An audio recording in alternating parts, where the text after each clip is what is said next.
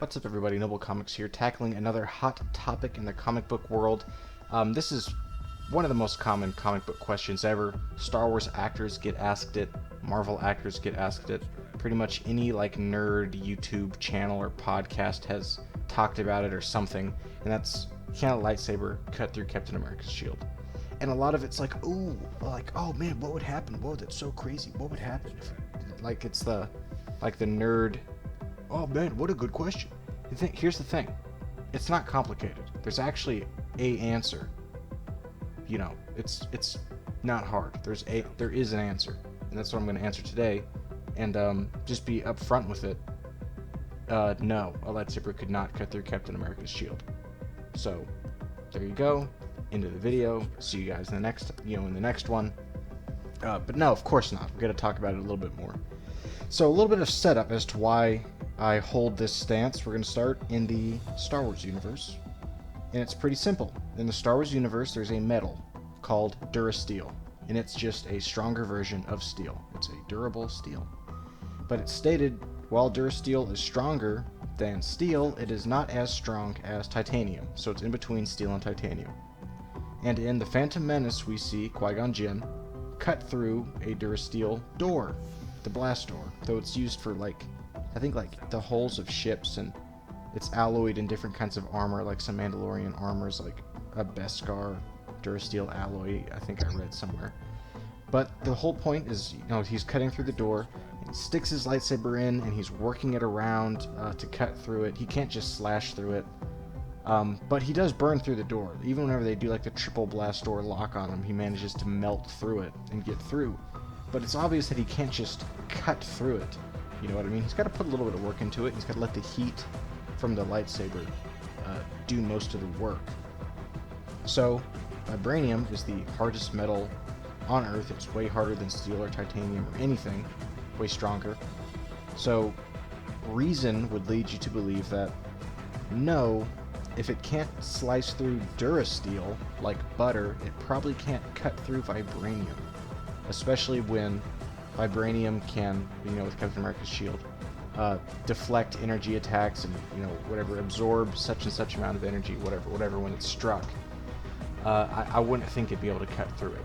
From its pure energy standpoint, no. I mean, the shield's taken hits from, Odin Force Thor, with Mjolnir smacking his, it's the shield's taken a beating. So the answer is no, and that's where the video should end. But I know that there's going to be people who say, oh, this guy hasn't read his Marvel Encyclopedia. Doesn't he know that Captain America's shield has a melting point of 5475 Fahrenheit, and a lightsaber burns at 14,000 to 45,000 degrees Fahrenheit, so it would just melt through his shield? I did read my encyclopedia, so I do know that, but here's my problem with that, and this is something that comic book fans can be pretty bad at, and that's just because something is stated somewhere, if that thing that is stated is never acknowledged or practiced in the comic itself, it pretty much means nothing. And my point is, that was in the Marvel Encyclopedia in 1988. Has Captain America's shield ever adhered to that property of having a melting point at 5,400 degrees Fahrenheit? Do Captain America writers even know that? No.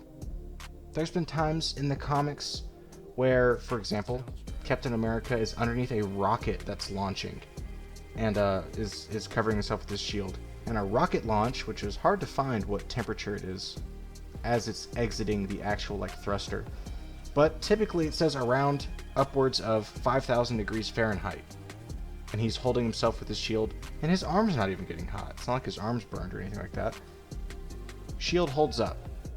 He's taken blasts from Iron Man's repulsors, which are not the hottest thing in the world, I know that, but there's one comic, and again, I'm doing this thing where it's well, one comic, it shows this. But there's a comic where Iron Man's Unibeam is shooting at 17,000 degrees Fahrenheit at 75% power, something like that. So that's tougher to say, well, take Civil War, for example, when Iron Man's using his 2 repulsors up against Cap's shield. Well, what percent power are those at? how hot would that be? You know, is it going to be 5,000 degrees or 2,000 degrees? How consistent is that heat? So I know the Iron Man angle is a little bit, you know, a little bit different. But Captain America's blocked explosions, missiles, rocket takes off. I'm pretty sure he's blocked a nuclear explosion with his shield. The shield is indestructible. You can say it has a melting point, but if it has never ever melted under tons of extreme heat examples in the comics, then no, it does not have a melting point. In practice, no. Plus, on the Star Wars side, just because it says that the heat is like 45,000 degrees Fahrenheit. So, how come whenever someone like ignites their lightsaber, everyone around them isn't just deep fried instantly because the amount of heat and energy that thing would be putting off? Or like when you strike something, why doesn't it just like spawn, like, why isn't there just an explosion of energy because of how, like, you know what I'm saying? The thermal energy would be insane, but obviously it doesn't behave that way. Now, we did see it melt through that door. How hot would it have to be to do that? I don't know. But the lightsaber does not behave as if it's 45,000 degrees Fahrenheit. And you could say that space technology is able to contain it, and that's fine.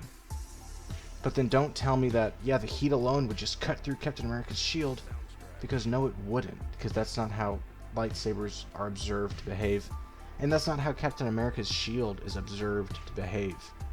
So, you can get into the weeds and just do like trivia fact v trivia fact. Well, did you know that Captain America's shield actually has a melting point? All you want.